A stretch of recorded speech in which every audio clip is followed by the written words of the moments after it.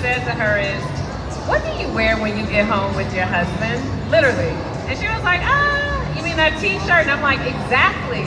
Like, we show up for the world, beautiful, put together, and the minute we get home, we show up completely different for the people that we love. And so that was the genesis that birthed Deo.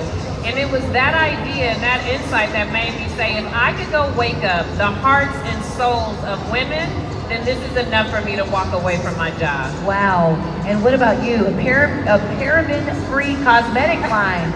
Where were you when that happened in your mind? Well, I have to say, I know it's a lot of people out there that may be in a job that you feel like you're not growing in the same direction as the leadership. And so I remember very distinctly being asked to see patients in 15 minutes. And I'm like, that's not why I went into healthcare. And if a woman has cancer, I'm not going to spend 15 minutes chatting with her about her diagnosis. But the administrators felt like it is a business and we've got to see patients in a high volume. And I said, you can't compromise volume over value. And that was the time that I drew the line in the sand and I wrote my resignation letter, typed it up at lunchtime about 30 minutes after the meeting, and I knew that I had to go off on my own. And I'm sure a lot of people in the audience, you are promoting someone else's brand and someone else's business, right?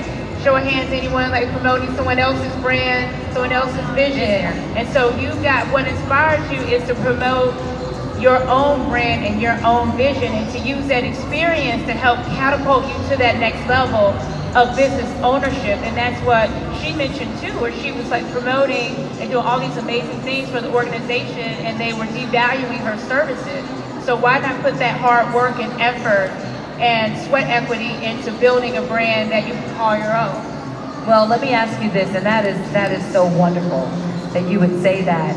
I grew up in a home where my father was an entrepreneur. So we had a Shell gas station, and my mom's out there, so she knows there were times where people did not show up, and we had to run that register.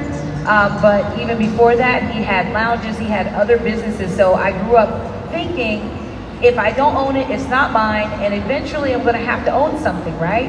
And that's why I really wanted to do this panel. But I do know that being in a household like that, those ups and downs, they happen to business owners. Do we have any entrepreneurs out here? So okay, this is awesome. I love this. So was there ever